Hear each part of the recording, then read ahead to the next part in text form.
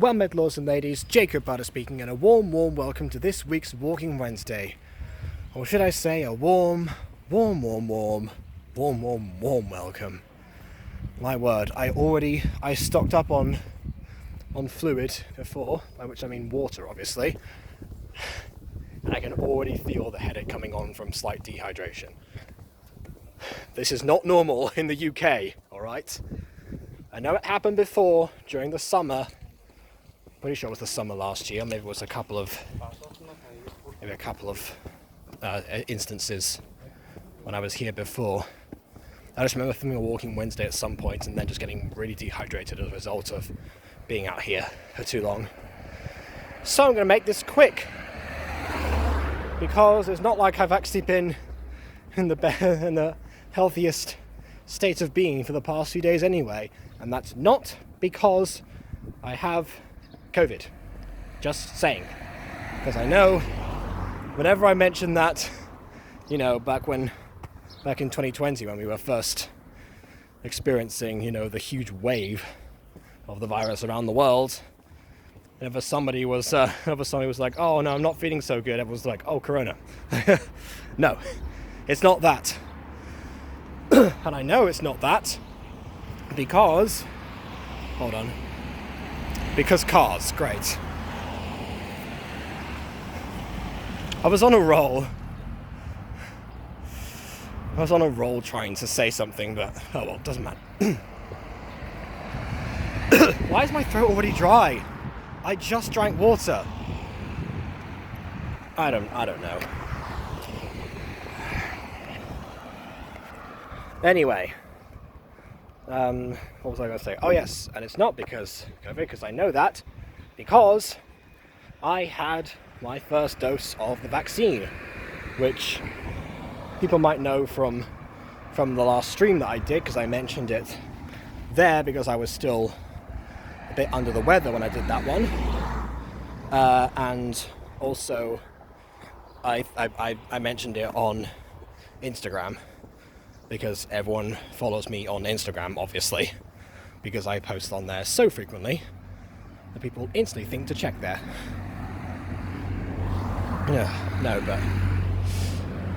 No, but honestly, I can see why I would miss it, and quite frankly, this is the worst place for me to announce it, because who watches Walking Wednesday, like I always say? I don't know.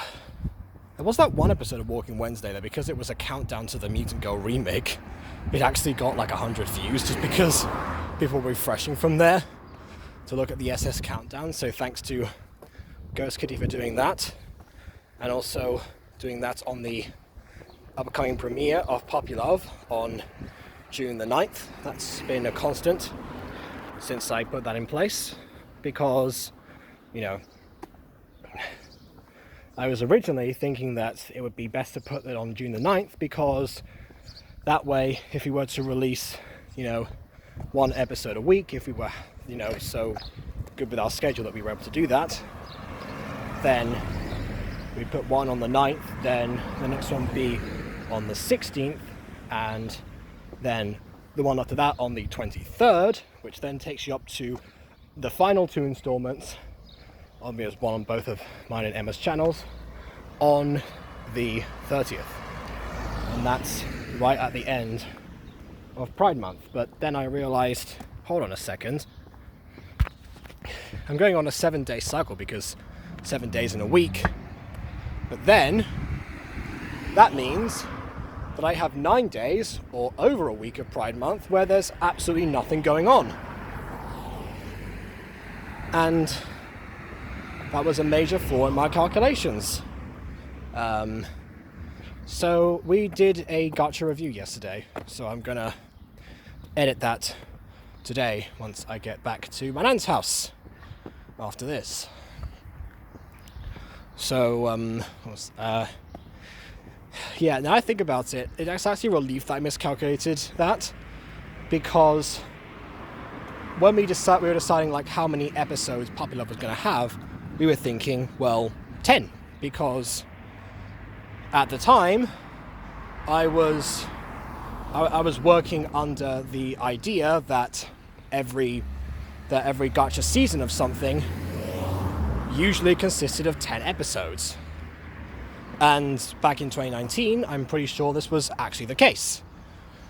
Because when I started out, I was watching stuff like The Weird Life, Race and Race Xenophobia, the sequel series to that, by Natasha Nassib, obviously, because most of my Gacha experience back then was modelled around those two specifically.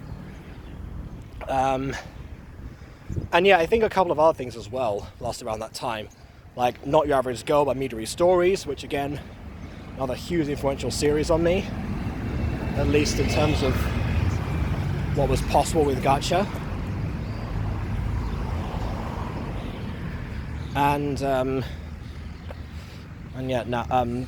Basically those ones. I don't think I watched that many other series by that many other people back then. Obviously, the exception to that would be later on when, of course, Emma herself did the Taming the Bad Boy, because that was 13 episodes. Although arguably it was 12 because episode 13 was a recap. But yeah, that was more of like an anime timeline. I've got to ask her actually, what made her decide to end the series there? Because actually,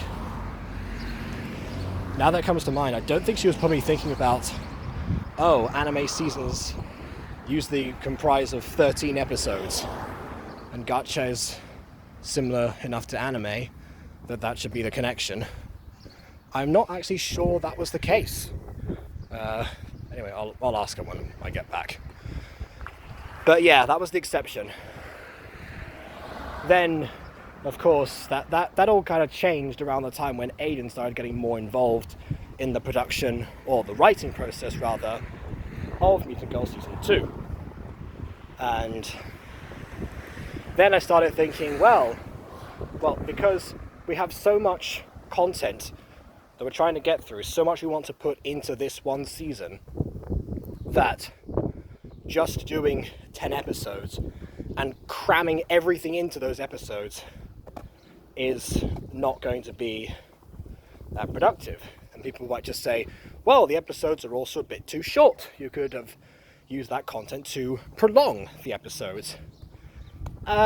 Yes, but at the same time, obviously the points where a particular episode stops are usually quite deliberate.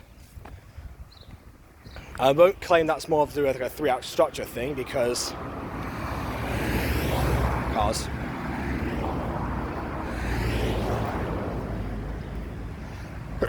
Allergies.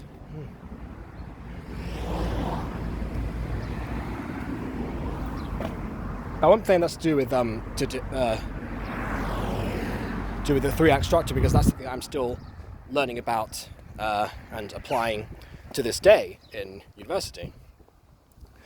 I say to this day, it won't be another year until that becomes a thing we start working on again. But oh well. I'm not gonna be a wreck by the time I get back home. I just realised that I'm going straight towards another road with more cars. So I'm going to head down this way, where there's less vehicles. Just as much pollen. Great. Okay. No, but yeah, so then I got thinking, I'm going to put this into 12 episodes, because, having 2 parts and stuff doesn't always work out for several reasons. So yeah, we actually, but then actually, I thought, I'm going to stick to 10 for Puppy Love, because it's a very self-contained story, not like the ever-expanding scope and world of the Mutant Girl. So I thought, we'll keep it at 10. I know there's possibility for more, but frankly, I don't think this series should really go on for that much longer. And But I didn't think it would be shorter either. That is, until once again, Aiden happened. Because around this time, not around this time, but around some point, I believe it must have been August, since the first video came out, at least in September, possibly July, depends, when Aiden proposed Through Her Eyes as a spin-off.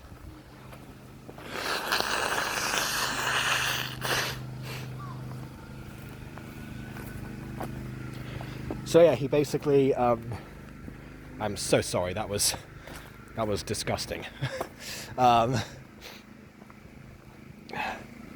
might just clip that part out of the video altogether. Depends if I'm going to edit this in the YouTube editor, because I don't usually put these through Vegas because they take forever to load.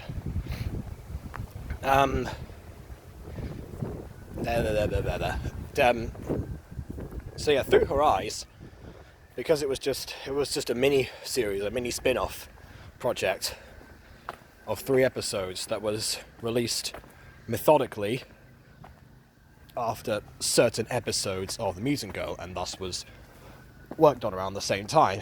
In fact, it was actually common practice for me to ask for people's lines from the next Mutant Girl episode and then the next Through Her Eyes episode at the same time, because I don't tend to ask people to do lines too far in advance, because that just causes complications when I lose their files or something similar. Stuff happens, you know. So basically, I usually just do like batches of 2. But yeah, in this instance, yeah, those batches of 2 end up being 2 things. So Through Her Eyes was only 3 episodes, and got me thinking, well, you know, this is a self-contained story. I suppose there's no harm really in you know, doing there's no real harm in doing a series that's shorter than that. And then Emma also suggested that, because they just did that, we finish it off on the episode we were working on last, which was episode 8. And then we realised, oh, well, there's 4 weeks in a month. Turns out that there were 5 in this particular month. Or at least 4 and a bit, obviously. Wait, no, 5. Yeah, no, but, you know what I mean. Usually 4 weeks in a month, and, well, at least. And and there were, you know, 8 videos spread over 2 channels.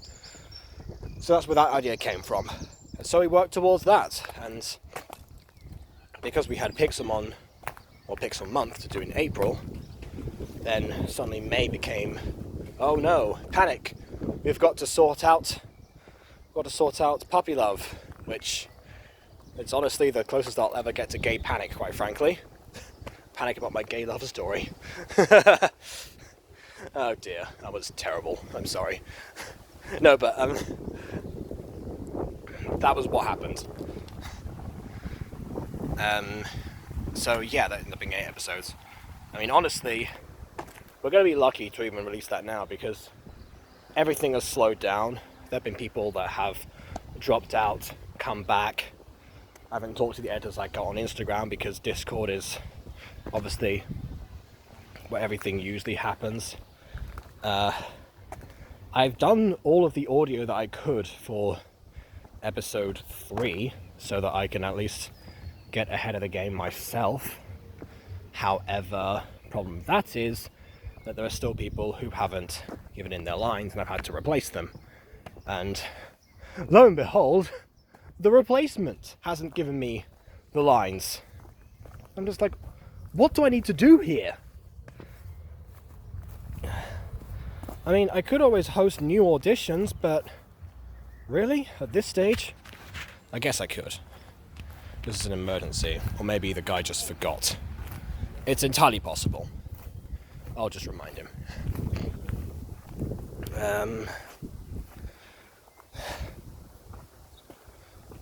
Yeah, it's, that's complicated, because if you don't have every character for every episode, That's what I did. I actually split up in the script. I split the characters into I split the characters into their I split the scenes based on every character. So I listed every character that speaks in that scene so that I know exactly what VAs I need for any given audio scene.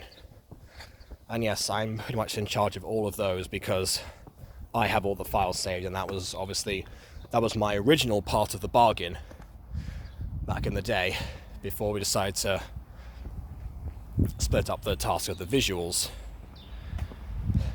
Because actually also another thing that was in response, I may not have got the episode length inspired by Taming the Bad Boy, but hold on. But what I did do was another car. I'm in the middle of a crossing. What I did do was look at Emma's visuals at the time. Because, Taming the Bad Boy Season 2, I'm pretty sure was around the time we were at least thinking of puppy love. Like, the first 2 episodes of that came out basically simultaneously and around that time. Then the series ended up devolving behind the scenes because of conflicts in the writing department, and I won't get too into that because I've already talked about that in past videos. But those first 2 episodes, I was thinking, I actually like this style. I mean, there are some strange things going on, like when a character turns around for some reason, they end up becoming a silhouette for a split second and flipping around, which, strangely enough, William has replicated. But overall, I thought, you know what? I like this. I like this style, and I'd like to produce a series in this style. And so I was going to do the audio, and direct all of the voice actors and all that stuff, because that's what, at the time, Emma was least confident in doing, and I'm pretty sure that's still the case to this day. And then she would do the visuals, which obviously I still get flack for to this day, rightfully so. They're not perfect, sometimes they're not even great, but I try. And honestly, I'm starting to regret going so ambitious in what I decide to do for that script, because there's a lot of things in there that I made. Like, I was going to teach Emma how to green screen, if she didn't know. She does. In fact, it was in the intro sequence of Puppy Love, so of course there's a way that she would do that. But I decided to I decided that it was going to be set somewhere else completely different to wherever Gacha Life at the time was able to give backgrounds for a sports camp. You were going to have large visually pleasing elements and stuff that hadn't really been attempted before, like several sport games and track field stuff. So basically I did end up kind of throwing her on the deep end a little bit there, but she didn't even get that far. She read the entire script before, because I sent it to her for approval. Unfortunately, she's one of those people who agrees to everything without really expressing her opinion too much most of the time. So it is kind of hard to say. However, regardless of whatever, I'm paying the price for it because I give myself the most difficult scenes to work on because I have the most advanced editing software on the computer. Didn't think that one through. But it's not as bad, because obviously in the years since we've tried to make Puppy Love last, I have gotten better, thank the heavens, obviously. Would be pretty bad if I hadn't. And I feel like I'm in a better position now to at least try some of the ambitious stuff that past me was really pushing for. But as far as as far as it goes, is when Emma herself actually also improved in one regard in terms of her directing. She took over the project for 3 days when I thought I was going to be just visiting my nan for the week, and well, for the 3 days, just like one time, and not going to be a once a week thing. And she came through with that, honestly. As far as I can tell, I mean, not too much happened, but not too little either. Like, you know, I was expecting that BB would have had to taken over a little bit. And maybe he did, I'm not sure. I mean, the reason I did that is because I wasn't there for it. But yeah, Emma's actually coming to her own quite significantly in terms of that, because she's also been saying, like, oh, this is also my show, you know? I'm in charge of this as well, that kind of thing. She's like, not just to me, she's not trying to remind me of it, I know. It's just that, maybe she's trying to remind herself, actually. That's a good point. Possibly. I don't know. I can theorize all I want about this kind of stuff. Again, I just have to ask her more questions, clearly. But yeah, back in the day, she would really not want to direct her VAs much at all. Like in Taylor Babby Season 2, what happened was there was a huge disparity between the people who were more confident in their voice acting and came into their own with their characters and whatever, and the people who could barely hear.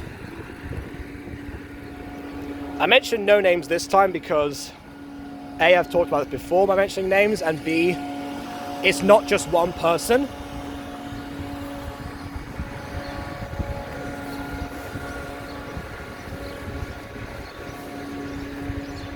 Yeah, it's not just one person. So, but yeah, but she didn't want to really get anyone to do any retakes or send stuff back. Like I said to her when I sent in my lines, if you want me to do any retakes whatsoever, please let me know. I will do retakes.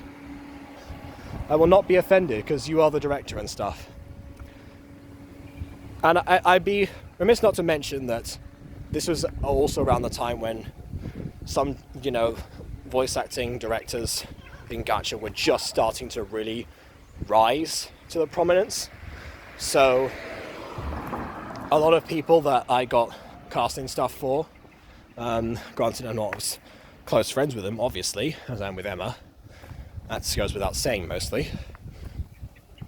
But they actually, they actually sometimes just, they wouldn't do that. They wouldn't be confident enough to ask people to redo stuff or not have a clear goal of their ideas or how to express them. Or one person actually once said to me, "Oh, but you're the talented voice actor. I'm gonna take what you give me, and then what was it? And then that will be I'll trust your judgment." I mean, that's fine if you want to trust someone's judgment, but also you're the director. You have the call, obviously. That's how that always works. And yeah, Emma kind of fell into that a couple of times. Not to that extent, obviously.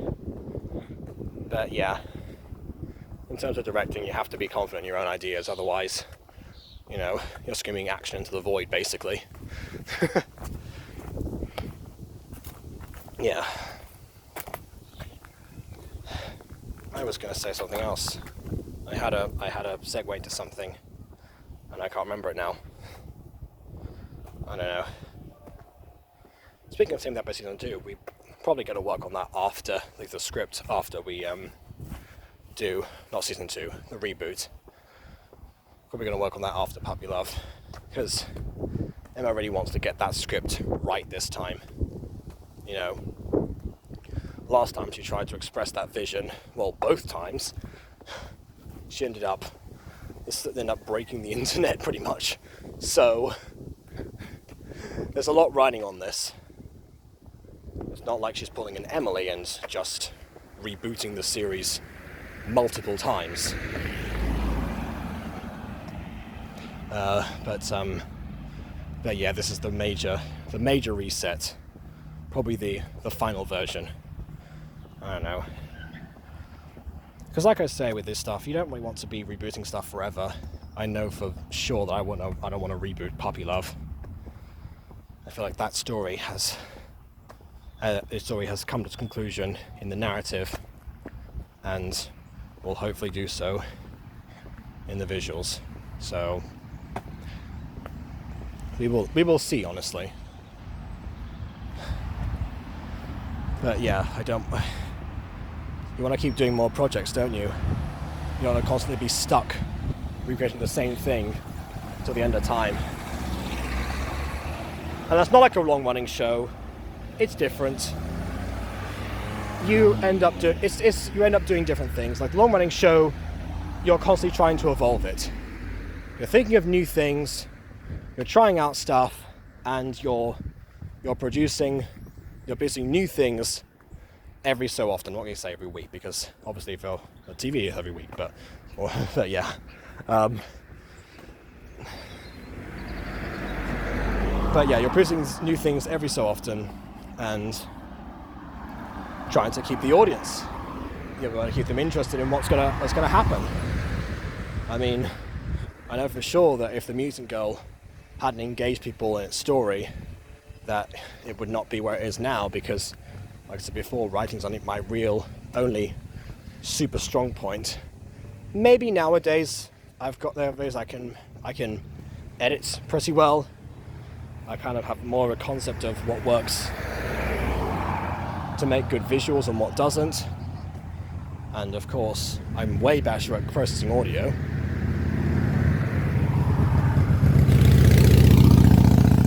I haven't used DJ Savix in a while, or MC Mason, sorry, for quite some time, and to be honest, I haven't needed to, because I've just gotten better VAs, and they've gotten better microphones. Well, I know what I'm doing, bringing them up and down now. I was watching Fallen Angels yesterday with Emma, actually, because she hasn't seen the series yet. We're talking about the differences. So, yeah, and how some people's audio was, too low, too high, that kind of stuff. So it is interesting to see that, actually, and just compare. I feel like people miss out a lot by not watching Fallen Angels. Like, they give the series too much of a hard time, quite honestly. I mean, a lot of them, again, they started watching the musical around season 2 when I was already kind of into my stride, and then Aiden was just starting out. And for all reasons, like, again, apart from possibly the story, depending on who you ask, because we did talk about this yesterday, Aiden's actually started off in a way better place than I did. Because, yes, we both started with having multiple people in multiple roles, and him voicing a bunch of the extras. That's kind of the same. Honestly, he did way better in terms of making his first visuals, at least, not super choppy, and the audio audible and stuff. I mean, once you get past the fact that, I was being revolutionary back in 2019 by using green screen, as was described, actually, yeah, there's really no competition. Fallen Angels visually would beat out Mutant Girl when it first started out. So I wonder, because we're writing season 2 now, and there's a lot of going into that, actually. I wonder what it's going to be like watching Fallen Angels in a year's time, and because that's going to be a long-running series too. I want to know, like, what will people who get exposed to the series for the first time then think of where it started? Well, sort of now, but also almost a year ago. It's approaching its first anniversary. I really don't know. I'm actually really curious to see in terms of that. Like, as much as I make fun of certain things in Fallen Angels, and as much as I know the script, so I know what was changed for the better and what was changed for the worse, and what I personally added and what or took away and everything, I am curious to see where it goes. And Taming the Bad Boy. and obviously puppy love, because that's what we were all working on.